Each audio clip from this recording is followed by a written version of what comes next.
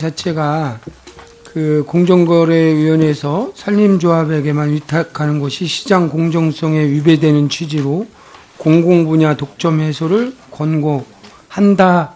뭐 이런 취지죠? 이번 개정안 내용 중에. 그렇습니다. 언뜻 보면 굉장히 지당한 말씀이에요. 자유경쟁하는 거 맞고 하는 것 같거든요. 네네. 근데 우리 총장님 2008년도 헌법소원에서 공익적 기능을 수행하는 산림조합에게만 제한적으로 산림사업을 위탁하는 것이 타당하다라고 하는 재판관 전원 일치 결정도 알고 계실 테고 이 의미가 어떤 뜻인 것 같습니까? 그 입법 취지를 말씀하십니까? 아니면 헌법소원에서 네네. 이런 판결 내린 취지가. 예. 그 헌법 취지는 산림조합이 공공성을 가지고 있기 때문에 뭐 타당하다 그런 그 뜻으로 알고 있습니다. 근데 이번 정부안 제출한 거는 이 산림조합 위탁 부분을 산림사업법인까지 위탁 근거를 확장하는 내용이죠? 예, 그렇습니다. 그러면 이 산림사업법인이라 하면 공익적인 건가요? 아니면 뭐 이 개인 이익 내지는 뭐 이런 측면이 강한가요? 뭐 조합하고는 좀 성격이 다릅니다. 개인 그 업체 성격이 강합니다. 그렇죠. 그래서 이 부분은 일면 시장 공정성을 취지를 존중해야 된다는 큰 틀에서는 이해가 가는 듯하지만 산림조합 역할 자체가 산림경영 지도 업무를 담당하는 공익적 기능을 수행하는 단체와 네. 사익을 추구하는 단체와 단순하게 시장 경쟁을 풀어서 하라고 하는 것은 적절치 않고 심지어는 현재 이런 조합들이 전국에 있는 142개 산림조합들이 이렇게 풀어놨을 때는 굉장히 부실화되겠죠. 그죠? 네, 그 의원님 수익적 측면을 보면 물론 이것도 뭐 산림조합 조합원들을 배당을 어떻게 하는지 모르지만 공익적 활동에 굉장히 위축될 수 있는 여지가 있다. 본 의원은 이렇게 생각을 하고요. 그래서 왜 최근까지 산림청에서는 반대하다가 마지막에 그렇게 찬성하게 됐나요? 예, 그 의원님 말씀도 의미는 있다고 하겠습니다. 그런데 경쟁 제한적인 독점 규제가 아까 의원님 말씀하신 대로 여러 가지 공정위라든지 국무조정실 그 개정 권고가 있었습니다. 그래서 2016년 산림청 그 규제 개선 과제로 그 채택해서 여기에 근거해서 이제 법률을 제정한 그래서요.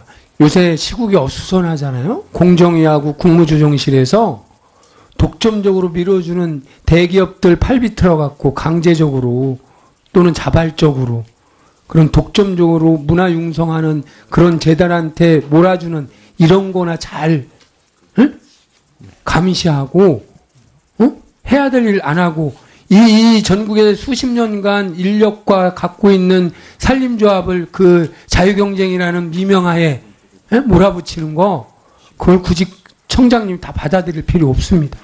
예, 소위에서 심도 있게 좀 논의해 주시길 바랍니다. 네, 이상입니다.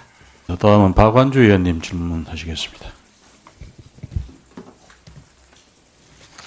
네, 그 장관님, 예. 그 고병원성 H5N6가 우리나라 발생되는 건 처음이죠. 예, 현재까지 없습니다. 한 5가지 유행 중에.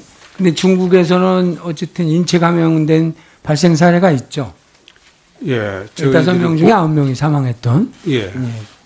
그런데 너무 아까 말씀하시면서 확정적으로 인체 감염 위험이 크지 않다 이렇게 하시는 건 저는 뭐 안전을 위해서 하시는 말씀이다라고 하지만 그거는 농림부에서 할 일이 아니고 오늘 발표했듯이 질병관리본부에서는 이미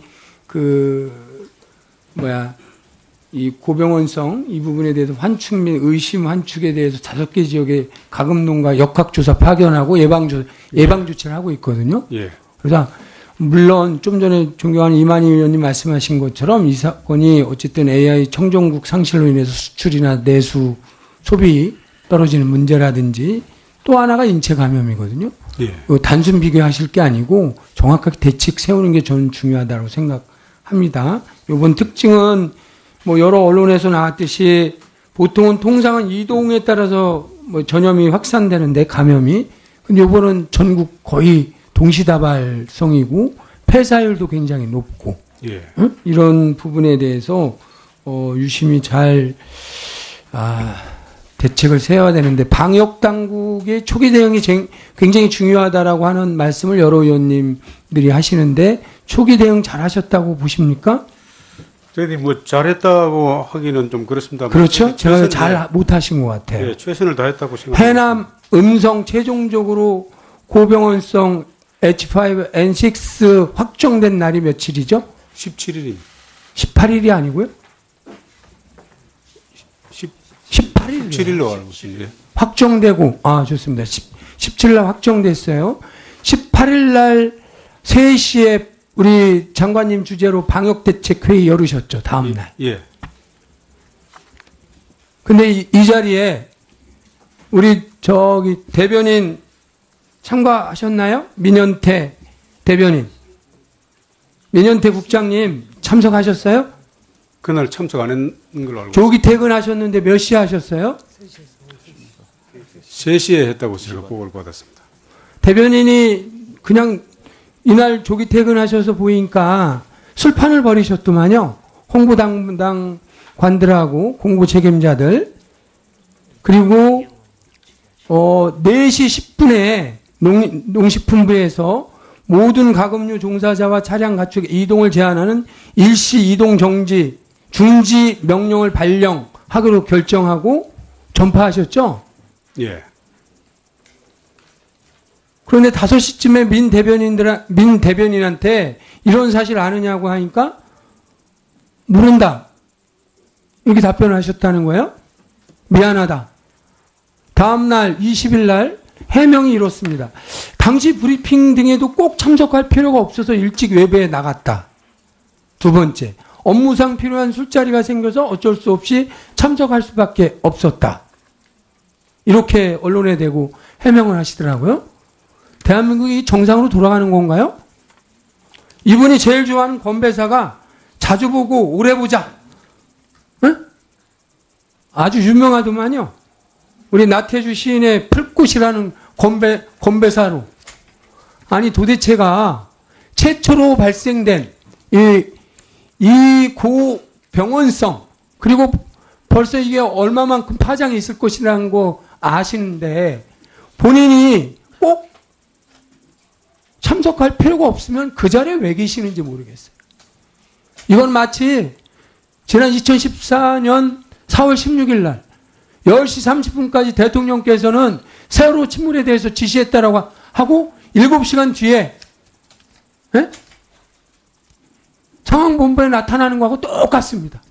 어떻게 그렇게 똑같이 하십니까? 이유야를 막론하고 그 부분은 송구스럽게 생각하고. 송구가 아니죠? 제가 음중 경고를 하고 다음 이게 경고해서 될 문제예요? 전파를 해야 되고 제일 입이잖아. 장관님 입아니에요?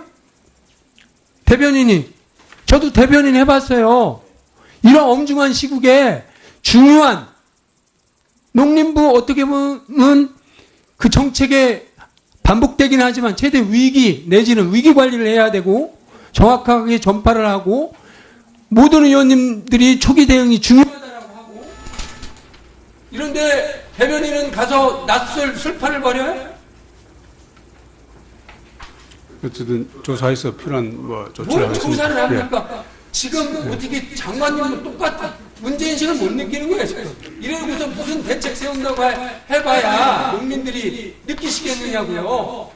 네? 국장급이라는 분이 대책회에 빠지고 낯을 쳐놓고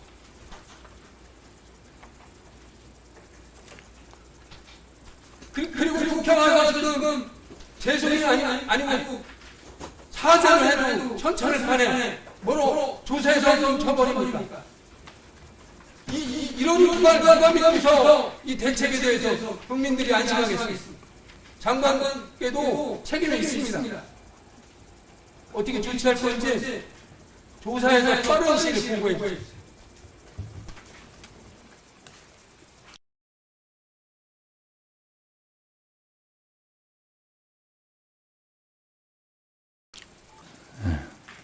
술 먹고로 정정해 주시기 바랍니다. 국장급이라는 분이 대책위에 빠지고 나치 충격 뭐고? 술 먹고로 정정해 주시기 바랍니다. 국장급이라는 분이 대책위에 빠지고 나치 충격 뭐고? 술 먹고로 정정해 주시기 바랍니다. 다음은 제안 설명 순서입니다. 의사일정 순으로 제안 설명을 듣도록 하겠습니다. 먼저 안호영 의원님 나오셔서 의사일정 제4항 농업재보험법 일부 개정 법률안에 대해 제안 설명해 주시기 바랍니다.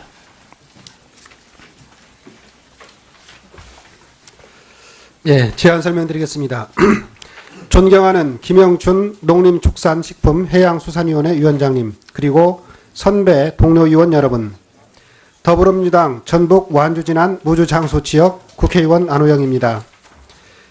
오늘 제가 대표 발의한 농업재보험법 일부 개정 법률안에 제안 설명을 드리게 된 것을 뜻깊게 생각합니다.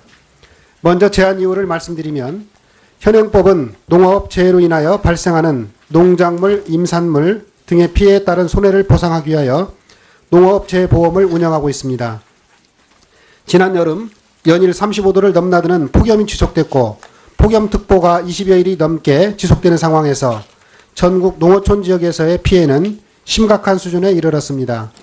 그럼에도 불구하고 농업재해에 폭염이 포함되어 있지 않아서 폭염으로 인한 농작물 등의 피해에 따른 손해를 보상하는 것은 한계가 있는 문제점이 발생하고 있습니다. 특히 지난 더위는 일시적인 것이 아니라 전반적인 지구온난화 등 환경적인 변화로 인해서 앞으로 더욱 심각해질 가능성이 높다는 점에서 현행 제도의 정비는 시급하다 할 수 있습니다. 이에 폭염을 농업재해에 명시적으로 포함하여 농업재해보험의 실효성을 높이고 농어민들의 피해를 최소화할 수 있는 제도적 정비가 필요한 상황입니다. 개정안의 주요 내용은 현행 농업재해보험법에 농업재해에 폭염을 포함시켜서 폭염 피해가 발생해도 농업재해보험으로 손실을 보전할 수 있도록 하고자 하는 것입니다. 오늘 제안하는 농업재해보험법 일부 개정 법률안은 제가 지난 여름 전북의 폭염 피해 현장을 찾아 문제점을 파악하고 실질적인 대안 마련을 위해 노력한 결과입니다.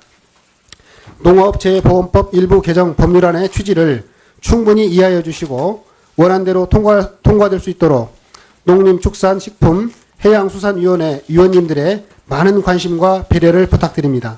감사합니다. 예, 안호영 의원님 수고 많으셨습니다. 다음은 이계호 의원님 나오셔서 의사일정 제14항 농업협동조합법 일부 개정 법률안에 대해 제안 설명해 주시기 바랍니다.